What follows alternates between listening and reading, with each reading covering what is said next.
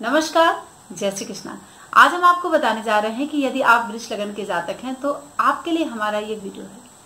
आपका शरीर कैसा है, आपका इम्यून सिस्टम कैसा है, ये सब जानकारी आज हमारी इस वीडियो के माध्यम से आप देख पाएंगे और समझ पाएंगे। सबसे पहले मैं सबसे ज्यादा महत्व आपको लग्न पे देती हूँ या फिर चंद्र राशि पे देती हूँ। तो लग्न के विषय की जानकारी यहाँ पर मैं देने जा रही हूँ। Video WhatsApp, Facebook, Instagram, YouTube के माध्यम से आए दिन आप देखते हैं कि अपने इम्यून सिस्टम को आप स्ट्रॉन्ग करिए। इस पूरे विश्व में जो कोरोना का कहर है, जिससे हम बहुत सेफली बच के निकल सकते हैं। कैसे निकल सकते हैं? जब तक आपका शरीर स्वयं, आपका व्यक्तित्व स्ट्रॉन्ग नहीं होगा, आप बिल्कुल से उस रोग से बच नहीं सकते हैं मित्रों।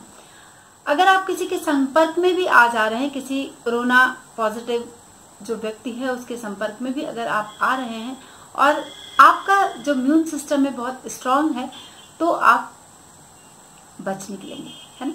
तो सबसे इम्पोर्टेंट क्या है कि आप देखिए कि आपके लग्न का जो स्वामी है वह कहाँ पर इस माह में संचरण कर रहा है। यदि आप वृष लगन के जातक हैं तो शुक्र आपका लग्नेश प्रथम भाव में ही यहाँ पर संचरण करेगा, पूरे महीने यहाँ पर संचरण करेगा। और 13 मई से जो शुक्र है वह वक्री हो जाएगा और 28 जून को फिर वह मार्गी होगा। 13 मई से लेकर 28 जून तक शुक्र यहाँ पर वक्री रहने वाला है वृष लगन के जातकों के ऊपर। तो जब वक्री होता है तो वो किस तरह का प्रभाव हमें प्रदान करता है, आपको देखिए कि आपको द्वादश भाव का भी प्रभाव प्रदान करेगा और आपके लग्न का भी प्रभाव प्रदान करेगा। वक्री यानी एक ग्रह पीछे, एक घर पीछे का भी भाव, यानी बैक हो जाना, फिर से वापस वहां पर प्रभाव देना। इस तरह की जानकारी वह आपको, इस तरह के प्रभाव से वह आपको रूबरू कराता है। तो लग्नेश का वक्री होना जब शुक्र लग्न में होगा, और सबसे पहले आपके लग्न के लिए कौन सा ग्रह शुभ है और कौन सा अशुभ है, इसकी जानकारी मैं आपको देती हूँ।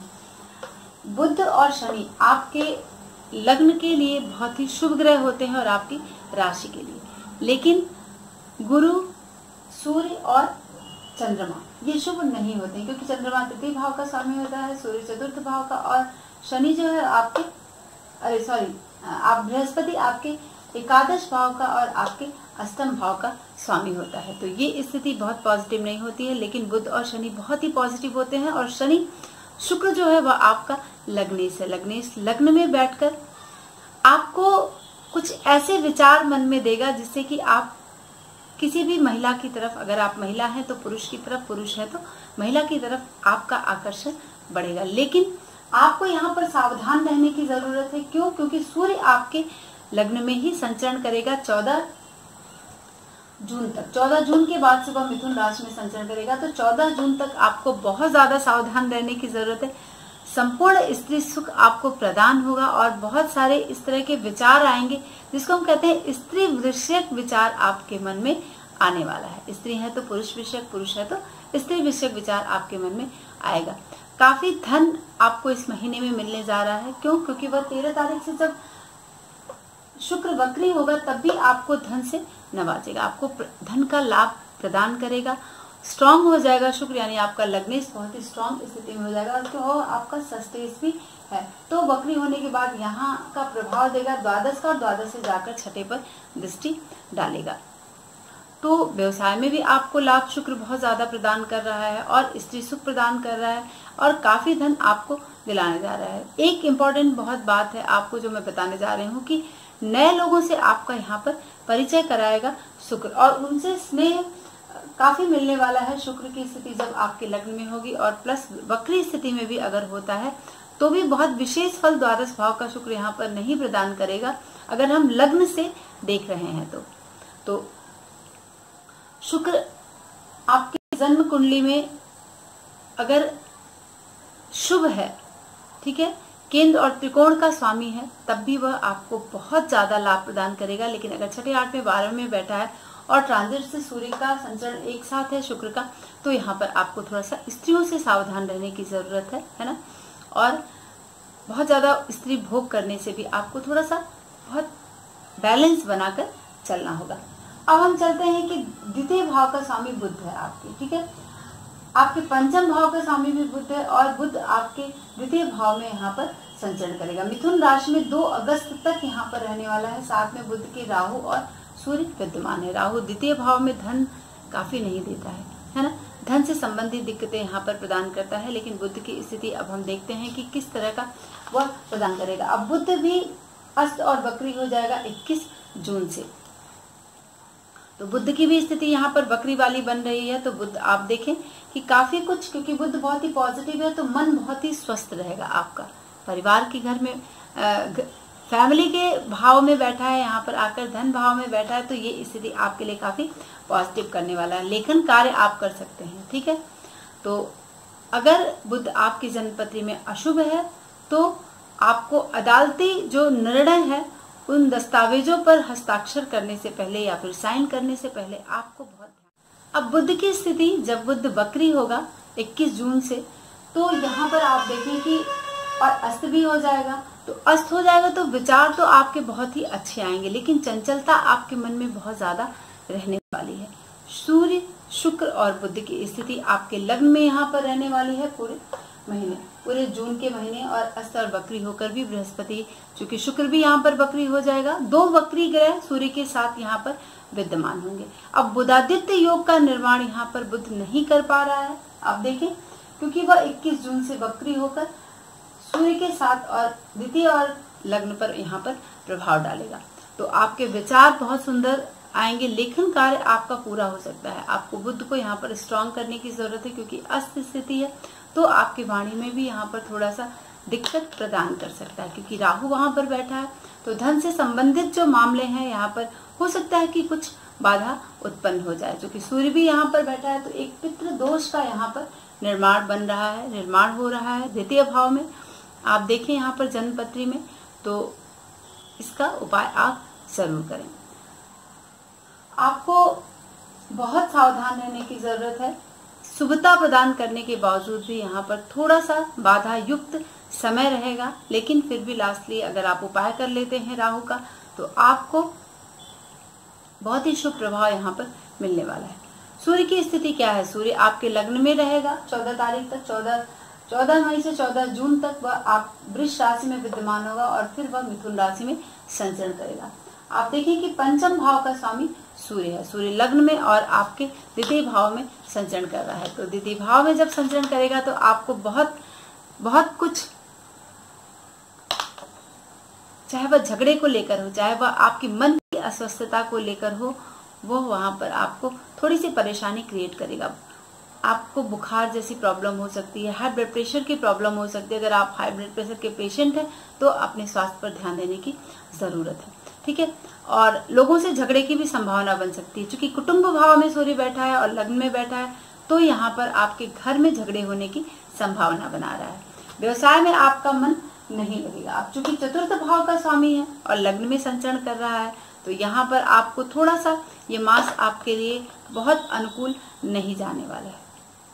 बहुत अच्छे काम आप करेंगे यहाँ पर, ठीक है, लेकिन थोड़ा सा बीच में, क्योंकि राहु के साथ सेकंड हाउस में विद्यमान है, तो मंथ के लास्ट में आपको यहाँ पर प्रॉब्लम क्रिएट कर सकता है। लेकिन जब द्वितीय भाव का आपको प्रभाव 14 तारीख के बाद से 14 जून से वह आपके सेकंड हाउस पर 14 जून के से थोड़ा सा आपको यहाँ पर दिक्कत दे सकता है। चूंकि राहु के साथ यहाँ पर विद्यमान है, तो धन से संबंधित जो मामले हैं उनमें सूर्य आपको दिक्कत करेगा। सट्टा लॉटरी आपको बिल्कुल से नहीं खेलना चाहिए। यहाँ पर अचानक से घाटे होने की संभावना बना रहा है, नुकसान की संभावना बना रहा है। आंखों में कुछ आपको प्रॉब्लम हो सकती है, लोगों से झगड़ा हो सकता है। द्वितीय भाव में बैठा है और अष्टम भाव को यहाँ पर पूर्ण दृष्टि से देख रहा है। केतु चूंकि अष्टम भाव में है और राहु सेकंड हाउस में है, तो आपको केतु यहाँ पर पूरे महीने पीड़ा प्रदान करेगा, है ना। तो आपको अगर किसी भी चीज से पीड़ा मिल रही है तो उसमें बहुत सावधान और सतर्क रहने की जरूरत है। कर्ज हो सकता है आपको, ठीक है। और व्यवसाय पर अगर आपने ध्यान नहीं दिया द्वितीय भाव, तो धन के मामले जो है वह घाटे में चले जा सकते हैं। इसमें आप खर्च के मौके बहुत आएंगे, आपको बहुत खर्च होगा इस महीने में, लेकिन फिर भी आपको बाद में धन की प्राप्ति होगी। अब आप देखें कि आपके सप्तम भाव का स्वामी मंगल है। यहाँ पर मैंने शुक्र के विषय में बता दिया, 2 भाव का स्वामी है। बुध के विषय में बता दिया, बुध पंचम भाव का, चूंकि विद्यार्थी वर्ग जो है यहाँ पर थोड़ा सा चंचलता मन में उनके रहेगी, शिक्षा में मन नहीं लगेगा जब बुध वक्री होकर लग्न पर प्रभाव डालेगा। और 13 तारीख तक आपकी शिक्षा बहुत अच्छी रहेगी। थोड़ा सा बीच में राहु की वजह से बाधा आ रही है, लेकिन फिर भी ओवरऑल ये मंथ बुध को लेकर अच्छा रहने वाला है। अब हम यहाँ बताने जा रहे हैं मंगल की स्थिति क्या है। मंगल एकादश भाव में, यहाँ पर मंगल 18 जून से वह मीन राशि में प्रवेश करेगा और 18 जून तक यहाँ पर रहने वाला है मंगल। तो 18 जून तक कुंभ राशि में आपको प्रभाव देगा, क्योंकि 10वें भाव में आपको प्रभाव दे रहा है मंगल। तो मंगल आपका सप्तमेश है और आपका द्वादशेश है। मंगल इस लग्न और इस राशि के लिए शुभ नहीं होता है, तो आपको मंगल के विषय में ध्यान देने की जरूरत है। क्योंकि वो केंद्र में जाकर बैठा है, तो केंद्र का जो प्रभाव है वह आपको अब शुभ नहीं हो है, इसलिए आपको थोड़ी सी अपने संतान पक्ष पर ध्यान देने की जरूरत है। झगड़े की संभावना बन सकती है अपने से बड़े से, क्योंकि 10वें भाव में बैठा है, तो आपके अधिकारी वर्ग से झगड़े की संभावना बन सकती है, पिता से झगड़े की संभावना बन सकती है। और काम में मन बिल्कुल से यहाँ पर मंगल नहीं लगने देगा 18 तारीख तक। 18 तारीख तक मंगल की स्थिति व्यवसाय में नुकसान वाली यहाँ पर बना रहा है। और लेकिन अगर आपका एनर्जी लेवल देखा जाए तो बहुत ही ज्यादा बढ़ चढ़ कर रहेगा, उत्साह बहुत यहाँ पर रहने वाला है। लेकिन जब वरिष्ठों से झगड़ा हो जाएगा, अपने से बड़े से झगड़ा हो जाएगा, तो थोड़ा सा मन में एक उदासी बनी रहेगी। और नौकरों पर जो प्रभाव अगर आप देखें तो काफी आपका अच्छा रहेगा। तो नए मित्र मिलेंगे आपको, यहाँ पर लाभ मिल सकता है ना। तो इस बात को लेकर आपको थोड़ा सा सावधान रहना है कि नुकसान ना होने पाए। किसी भी तरीके से आपको अपने वरिष्ठ से बहुत संबंध मधुर बनाकर रखना है, नहीं तो आपको इस नुकसान की स्थिति यहाँ पर झेलनी पड़ सकती है।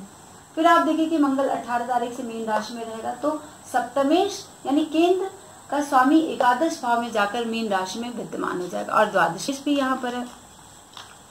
अब मंगल की स्थिति बहुत शुभ नहीं यहाँ पर होती है, जैसे हम अगर बहुत ऐसा प्रभाव आपको प्रदान नहीं करेगा, लेकिन फिर भी भाई से आपको लाभ दिलाने की संभावना यहाँ पर बन रही है। मंगल की स्थिति यहाँ पर एकादश भाव में बहु लाभ दिलाता है ना। तो आपको बहुत ज्यादा घबराने की जरूरत नहीं है, परेशान होने की जरूरत नहीं है। लेकिन अगर हम लग्न के अकॉर्डिंग देखते हैं एकादश भाव में मंगल को, तो बहुत लाभ की स्थिति यहाँ पर, बहुत ज्यादा प्रभाव यहाँ पर मंगल प्रदान नहीं करता है। लेकिन अगर हम चंद्र कुंडली से देखते हैं तो बहु लाभ की स्थिति यहाँ पर बनती है। अब अष्टम भाव का स्वामी बृहस्पति और आपके एकादश भाव का स्वामी बृहस्पति यहाँ पर मकर राशि में वक्री होकर, क्योंकि बृहस्पति जो है वह धनु राशि में है, यानी वक्री धनु राशि में 30 जून को होगा। अभी मकर में वक्री है, बृहस्पति मकर में वक्री है और शनि के साथ यहाँ पर विद्यमान है। तो 9वें भाव में बृहस्पति वक्री होकर क्या प्रभाव देगा, और बैठा भी है शनि के साथ, है ना। तो आप देख ही रहे हैं कि जो कोरोना का जो कहर है वह वक्री होने के बाद किस तरह से 30 मार्च के बाद से जब वह मकर राशि में बृहस्पति का प्रवेश हुआ है, तो वह किस तरह का प्रभाव आपको प्रदान करा। चूंकि इस लग्न और इस राशि के लिए, वृष लग्न और वृष राशि के लिए बृहस्पति बहुत शुभ नहीं होता है, तो आपको थोड़ा सावधान रहने की जरूरत पड़ती है। अब चूंकि 9वें भाव में बृहस्पति है, तो आप संतान के लिए ये समय बहुत ही शुभ नहीं माना जाएगा, क्योंकि बृहस्पति यहाँ पर नीच का होकर बैठा है। शनि स्वराशि का है और बृहस्पति नीच का है। मैंने बहुत अपने पहले वीडियोस में बताया है कि शनि जब भी वृष और मकर राशि में शनि उत्पात करता है, तो जिसकी जन्म पत्री में वृष और मकर राशि में शनि है, तो थोड़ा सावधान रहने की जरूरत है। शनि की आराधना आपको करने की जरूरत है। बृहस्पति आपको यहाँ पर थोड़ा सा, अगर महिला है तो आपको अपने पति के प्रति, उनके स्वास्थ्य के प्रति सावधान रहने की जरूरत है। और खासकर अपनी बहन को हो सकता है कि कुछ प्रॉब्लम आ जाए और उनका जो एक भार है वो आपको उठाना पड़ जाए। ठीक है, जो प्रवृत्ति है, मतलब बहन को हो सकता है दुख सहना पड़ जाए, या फिर किसी कारणवश उनके दुर्व्यवहार की वजह से, दुराचार की वजह से उनको कुछ पीड़ा हो जाए, तो ये स्थिति यहाँ पर आपकी बन रही है। बदनामी के भी चांसेस यहाँ पर बृहस्पति आपको बना रहा है और कुछ इस तरह की घटनाएं क्रिएट कर सकता है जून के महीने में, जिससे कि आपको कुछ प्रॉब्लम आ सकती है। अगर आप शिक्षा के क्षेत्र में हैं, चूंकि बृहस्पति नीच का है और आपके अष्टम भाव का स्वामी एकादश भाव का स्वामी है, लाभेश नीच का होकर 9वें भाव में संचरण कर रहा है, तो 30 जून तक यहाँ पर आपको विद्यालय से या फिर पाठशाला आपको छोड़नी पड़ सकती है ना। तो इस तरह की कंडीशन आपकी आ सकती है, शिक्षा अधूरी रह सकती है, परीक्षा में सफलता नहीं मिलने के चांसेस हैं। तो अगर आप किसी भी परीक्षा की तैयारी कर रहे हैं तो आपको यहाँ पर बहुत सावधान रहने की जरूरत है, क्योंकि बृहस्पति इस महीने में नीच का संचरण कर रहा है और आपको थोड़ा सा परेशानियों का सामना करना पड़ सकता है बृहस्पति की वजह से। अब चूंकि बृहस्पति वक्री है तो वक्री होकर वह आपके अष्टम भाव पर भी प्रभाव डालेगा। तो यहाँ पर जब बृहस्पति अष्टम भाव पर प्रभाव डालेगा तो वह किस तरह से प्रभाव आपको, अब चूंकि खराब है तो गुप्त ज्ञान में वह आपको रुचि बढ़ा दे। हो सकता है एस्ट्रोलॉजी सीखने लग जाए आप, है ना, दर्शन शास्त्र सीखने, अध्यात्म से जुड़ जाए। आपके व्यवसाय बंद होने के चांसेस बना देगा, ठीक है, क्योंकि वह 14 तारीख से वक्री होकर इस तरह के प्रभाव यहाँ पर डालेगा। और एक बात और मैं कहना चाहती हूँ मित्रों आप सभी से कि आप सब उम्मीद करते हैं कि अगर कोई ग्रह वक्री हुआ है तो मैं अलग से वीडियोस बताऊं, लेकिन अगर आप हमारे इस वीडियो को देख रहे हैं तो आपको चाहे वह ग्रह वक्री हो रहे हैं या फिर मार्गी हो रहे हैं, उन सब का विचार मैं यहाँ पर आपको बता रही हूँ। यानी ये पूर्ण पैकेज है हमारे इस वीडियो लग्न के से संबंधित वीडियो का। खास अगर कोई बात है उसमें अड़चने आ जाएंगी, यहाँ पर बृहस्पति अड़चने क्रिएट कर देगा और थोड़े से कष्ट मिलेंगे, ये स्थिति आपकी यहाँ पर बन रही है। अगर आप कहीं बाहर रहते हैं तो घर वापस लौटने की स्थिति बन जाएगी और अपने मान सम्मान को ध्यान में रखकर, अपनी इज्जत को ध्यान में रखकर किसी से भी कर्जे उधार न लें, कोई ऐसा काम न करें जिससे कि उसमें आपको परेशानी का सामना करना पड़ जाए।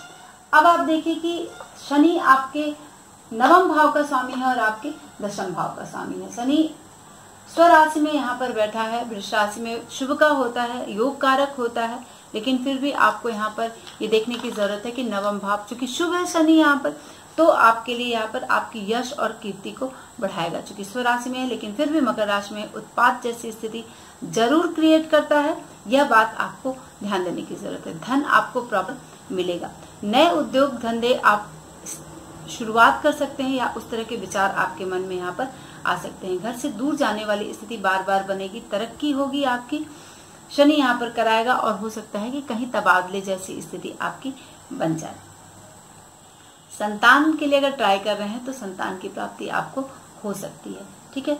और शनि शुभ फल प्रदान कर रहा है लेकिन बृहस्पति नहीं दे रहा है, तो आपको उपाय क्या करना है, यहाँ पर बृहस्पति क्या करना है, ठीक है। अब शनि भी यहाँ पर 11 तारीख से वक्री हो गए हैं, तो शनि आपके अष्टम भाव के भी प्रभाव को यहाँ पर दे रहे हैं। अब चूंकि शनि शुभ है तो चाहे शुभ है या फिर अशुभ है, लेकिन जब अष्टम भाव का गोचर शनि करता है तो आपको, अगर आप कोई केस कोर्ट केस में उलझे हुए हैं तो कारावास की स्थिति यहाँ पर बना सकता है। नौकरी छूटने के चांसेस बन जाएंगे कि जो शनि वक्री हो गया है 11 तारीख से, और आप देखिए कि शनि की स्थिति मकर में वक्री है और यह वक्री अभी रहने ही वाला है पूरे जून के महीने तक। तो यहाँ पर आपको नौकरी में भी, व्यवसाय अगर आप नौकरी करते हैं तो यहाँ पर ध्यान देने की जरूरत है। बहुत मन आपका एकदम विरक्ति की तरफ चला जाएगा जब शनि वक्री, यानी मई से ही वक्री है तो पूरे जून में भी आपको यहाँ पर प्रभाव वक्री का ही मिलेगा। तो आपका जो मन है थोड़ा सा विरक्त होगा, सब प्रकार के चीजों से आप बहुत दूरी बना लेंगे, मानसिक कष्ट आपको यहाँ पर मिल सकता है, एक मानसिक अशांति वाली स्थिति बनेगी। कोई भी निर्णय आपके विरुद्ध जाएगा, है ना, जब शनि वक्री है। और पूरे महीने में यहाँ पर इस तरह की स्थिति बना सकता है शनि। तो अष्टम भाव का भी प्रभाव यहाँ पर दे रहा है और नवम भाव का भी प्रभाव। तो नवम भाव में के प्रभाव को तो वो शुभता, यानी आधा शुभ और आधा अशुभ स्थिति शनि यहाँ पर प्रदान करेगा आपको। तो आपको थोड़ा सा उपाय करने का शनि का जरूरत है। शनि का फास्ट आप रह सकते हैं, तो शनि का अगर आप व्रत कर लेते हैं तो बहुत अच्छी स्थिति और पॉजिटिव स्थिति आपको यहाँ पर मिल सकती है। अगर इस तरह की प्रॉब्लम आपको मिल रही है, कामों में अड़चने आ रही हैं, तो आपको व्रत जरूर रहना चाहिए शनि का। अब आपको मैंने सारे ग्रहों के फल को यहाँ पर बता दिया, लेकिन चंद्रमा की स्थिति 2.5 दिन, 1-2 दिन एक राशि में चंद्रमा संचरण करता है, तो सीधा सीधा प्रभाव चंद्रमा हमारे मन पर प्रदान करता है। चंद्रमा की स्थिति 2.25 दिन एक राशि में चंद्रमा संचरण करता है। आप देखिए कि कई तरह के यहाँ पर योग बन रहे हैं। चंद्रमा जब महीने की शुरुआत होगी तो 27 डिग्री कुछ कला विकला तक चंद्रमा यहाँ पर कन्या राशि में संचरण करेगा। ठीक है, तो जब पंचम भाव में चंद्रमा संचरण करता है तो ये 2 दिन बहुत ही प्रसन्नता पूर्वक आपके यहाँ पर गुजरने वाले हैं। तो 1 और 2 तारीख को चंद्रमा यहाँ पर संचरण करेगा और 3-4 को चंद्रमा छठे भाव में यहाँ पर संचरण करेगा। तो आपको चंद्रमा चूंकि शुभ नहीं है आपके जन्म पत्री में, तृतीय भाव का स्वामी है, तो यहाँ पर धन से संबंधित आपको परेशानी प्रदान कर सकता है और मन जो है वो संतुष्ट रहते हुए भी धन की चिंता आपको बनी रहेगी। अब चंद्रमा की स्त्री यानी 1, 2, 3, 4, 5, 6 तारीख को चंद्रमा सप्तम भाव में आपके संचरण करेगा। तो 2.25 दिन तक सबसे ज्यादा इंपॉर्टेंट क्या है चंद्रमा चूंकि तृतीय भाव का स्वामी है और सप्तम में जब संचरण करेगा, अब शुभ नहीं है तो यहाँ पर थोड़ी सी प्रॉब्लम क्रिएट कर सकता है आपके मन में, आपके परिवार में, आपके रिलेशनशिप में और आपके व्यवसाय में। फिर 1, 2, 3, 4, 5, 6, 7, 8 तारीख को आपको चंद्रमा अष्टम भाव में रहने वाला है। तो अष्टम भाव का चंद्रमा भी आपके लिए शुभ नहीं रहेगा। मन तो आपका प्रसन्न रहेगा लेकिन आपको थोड़ा सा नींद में प्रॉब्लम करेगा क्योंकि केतु के साथ यहाँ पर विद्यमान है, तो ये स्थिति आपको नींद नहीं आएगी, है ना। तो यहाँ पर आपको सावधान रहने की जरूरत है। आप नींद की गोली खा सकते हैं, बिल्कुल ठीक बात नहीं। अगर ज्यादा प्रॉब्लम हो रही है तो नींद की गोली आप जरूर से लें, तब आपको जब प्रॉपर नींद आएगी तो कोई भी खतरे की संभावना नहीं रह सकती। अब हम आपको बताएंगे कि चंद्रमा बृहस्पति और शनि के साथ यहाँ पर विद्यमान होगा। तो जब बृहस्पति और शनि के साथ नवम भाव में चंद्रमा विद्यमान होगा, चूंकि बृहस्पति के साथ वह गज केसरी योग बना लेता है, लेकिन शनि के साथ चंद्रमा यहाँ पर शुभ नहीं होता है। मन अस्वस्थ रहेगा और हाथ में पैसा रहते हुए भी नींद अच्छी नहीं आएगी। तो ये 4-5 दिन जो है आपके, ये अच्छे नहीं बीतने वाले हैं। नींद को लेकर प्रॉपर मन में अशांति रहेगी और नींद नहीं आएगा।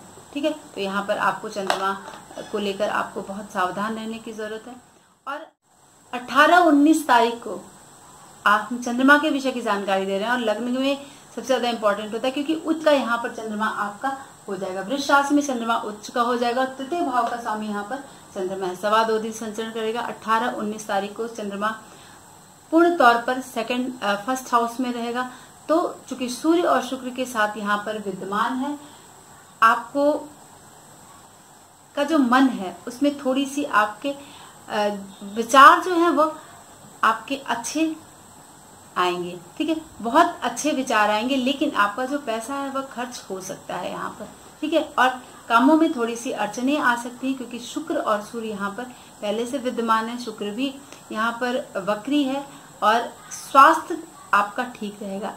ठीक है, तो आपको अपने वरिष्ठों से अगर अनबन की संभावना बन रही है तो आप अपने मधुर संबंध उनसे कर लें, नहीं तो फिर थोड़ी सी दिक्कत आपको यहाँ पर 2 दिन हो सकती है। सेकंड हाउस में यानी 18, 19, 20 और 21 तारीख को आपको चंद्रमा सेकंड हाउस में रहने वाला है। तो आपको धन तो मिलेगा, आपको समाधान भी मिलेगा, लेकिन सोचा हुआ जो काम है वो समय पर पूरा नहीं हो पाएगा। ठीक है, तो ये बहुत साधारण से 2 दिन, चूंकि चंद्रमा राहु के साथ ग्रहण दोष बना लेता है और यहाँ पर बुधादित्य योग भी नहीं बन रहा है। 13 तारीख के बाद से बुध जो है वह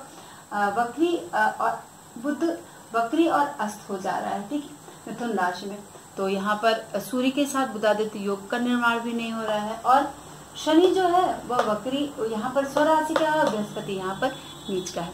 तो आपको पूरे महीने बृहस्पति का उपाय करना है जो कि वह पॉजिटिव नहीं दे रहा है। शनि भी चूंकि वक्री जब होगा, 13 तारीख से वक्री हो गया है 13 मई से, तो वो भी आपको यहाँ पर फल जब अष्टम भाव का देगा तो वो अच्छा नहीं देगा, लेकिन 50% रिजल्ट आपको पॉजिटिव देगा और 50% वह यहाँ पे आपको नेगेटिव देने जा रहा है। तो आपको उपाय करना है मंगल का और बृहस्पति का, तब जाके पूरा महीना आपके लिए बहुत ही पॉजिटिव होने वाला है।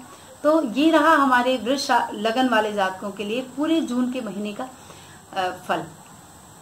अगर आपको हमारा विषय पसंद आता है तो अपने मित्रों में साझा जरूर करें और हाँ, हमारे चैनल को सब्सक्राइब करें दोस्तों, क्योंकि जब हम कोई भी वीडियोस डालते हैं तो उस विषय की जानकारी आपको तभी मिल पाएगी जब आपको प्रॉपर नोटिफिकेशन मिलेगा, और वो तब मिलेगा जब आप हमारे चैनल को सब्सक्राइब करेंगे।